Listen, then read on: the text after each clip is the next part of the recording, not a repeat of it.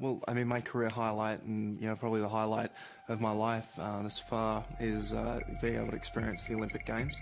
And, through that experience of just being there was just a huge privilege and honour. And so you just feel like you're part of something really special when you're actually at the Olympic Games, which really is, just a privilege for me. The first day of competition was, really a dream run for me. I had my 400 metres freestyle event, which I actually won, and then after it we had the 4x100 freestyle relay, which we, as part of the relay team, we swam against the American team and actually won that race. It was the first time in history that the US team had actually been beaten in that event, so it set a precedence. And I was just really glad that I had that opportunity to be able to swim with three of my mates, three other Australians, and be able to share in that emotion together.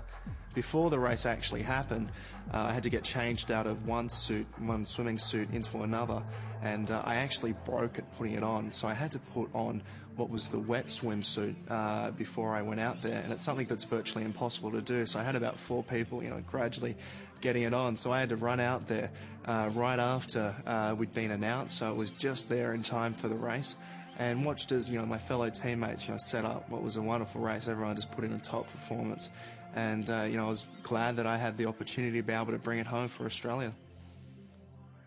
In they go, Ian Thorpe. Listen to that roar. This should be something. Gary Hall Jr., the extrovert, and Ian Thorpe battling it out down the pool. Around they go for the final 50. Paul is in front. Now he's digging deep. The crowd is roaring. Their hero is coming on. Thorpe's in front. Thorpe and Hall. Thorpe goes in. Australia win. New world record. The Australians have just broken the American stranglehold on this race. Well, I mean, being successful in winning a gold medal at the Olympics, it's, the pinnacle in sport. And something, as a young athlete, you always dream of doing. Something that I never expected to do. It was something that I always dreamed and hoped that I'd be able to achieve one day. So being in that state, being able to actually fulfill all of your wildest dreams at one moment is just such an incredible sensation. But to do it in your home country, in my own city, it was a pleasure. And I got up there and stood on the dais and received my medal in front of a home crowd, and there was over 17,000 people cheering, and it was such a wonderful moment. It's something that you hold and treasure so close to your heart.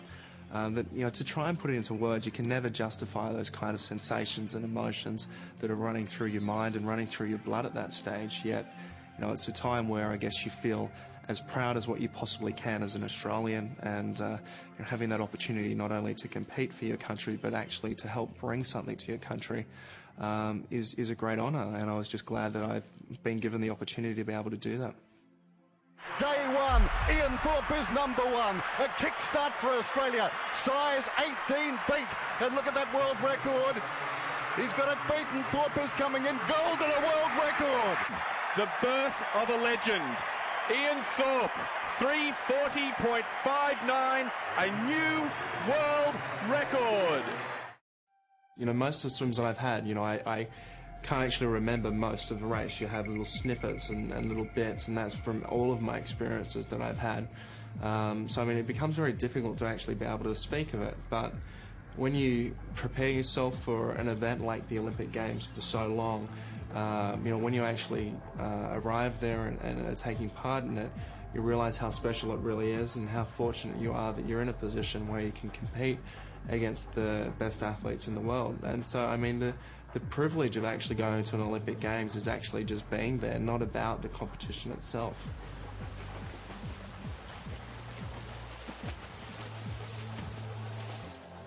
Well, it's at a stage where I guess, a whole heap of emotion actually comes in and narrows in its path into one, very direct pinpoint, and it's kind of this explosion that actually happens, of an immense joy, and it shows that the preparation that you've had for it all actually pays off.